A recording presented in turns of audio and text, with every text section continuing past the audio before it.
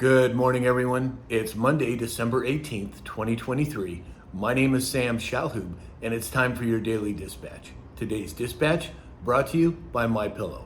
Go to mypillow.com, enter in the discount code SAM, and get up to 80% off of all of your purchases. They've got all kinds of Christmas gifts to choose from and Christmas decorations. Give them a try. I know you'll like them. Now, to the news. According to the leading report, former Trump lawyer Rudy Giuliani, Mayor Giuliani, is standing firm and says that what he revealed about Joe Biden and election fraud was 100% true. Wow.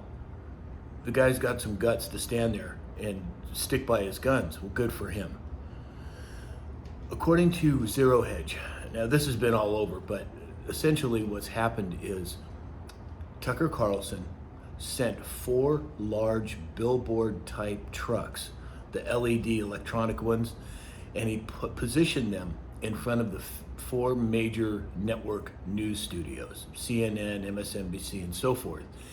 And he had a message on those boards, and he said that the corporate media is dead. Well, he's right. We all know that. Citizen journalists like myself have been popping up, getting huge traction, and he's right. But he took these signs and he put them in front of those studios. Well, I say good for Tucker. According to Captain Kyle Patriot, Israel is sending warships to the Red Sea. And there's a whole lot going on there with the Red Sea, and I'm going to get into that later here in the dispatch.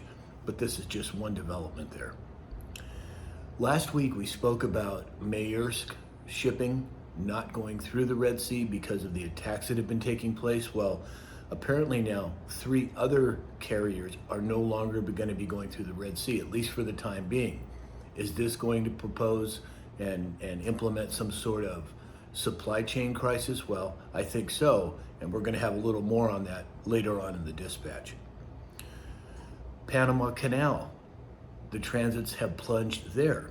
They're saying that larger ships can't get through. Has something to do with the water level. At least that's what they're claiming it has to do with. But now we've got issues with the Panama Canal. We've got issues with the Suez Canal. We've got issues with the Red Sea. Sure seems to me like it's shaping up to be some sort of a major supply chain issue, or could it even be something else? The first tractors now, according to Disclosed TV, the first tractors have arrived at the Brandenburg Gate in the German capital of Berlin amid the farmer protest. Now, we saw what happened in France. We had farmers bringing these huge trucks and dumping manure on the steps of the French capital. And now we've got Germany getting ready to do the same thing. People around the world have had it. We're fed up. And when I say we the people, I'm not talking just about the United States. I'm talking about around the world. These nefarious people that have controlled governments for so long, they're done. They know they're done. And the people, we the people, are standing up to it. I'd love to hear your opinions on these topics. Please send in. I love to have the comments. According to Mike Health Ranger, he's saying supply chain chaos. Key global electrical product supplier announces a 20-week delay for many components. Is this part of what's going on in the Red Sea, the Panama Canal, the Suez Canal? Well, I have to think so.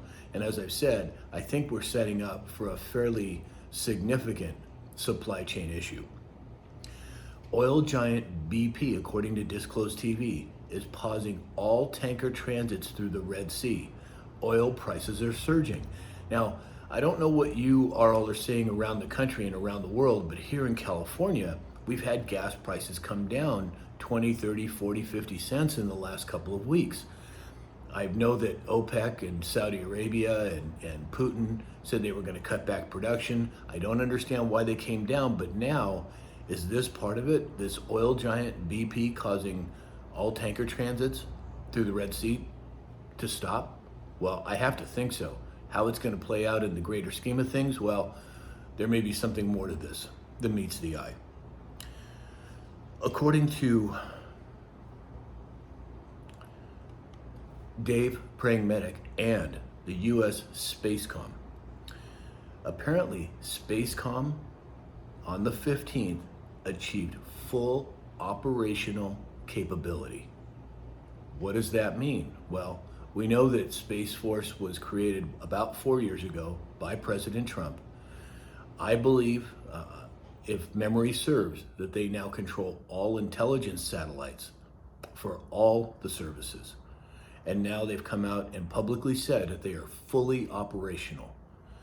Boy, it sure sounds to me like something's headed our way. I don't know exactly what it is and how it's going to play out, but it sure seems that way to me.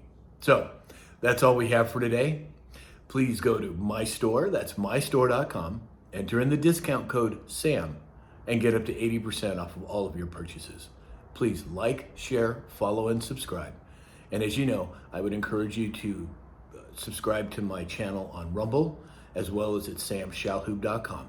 So in the meantime, I hope you have a great week, and we'll talk again soon.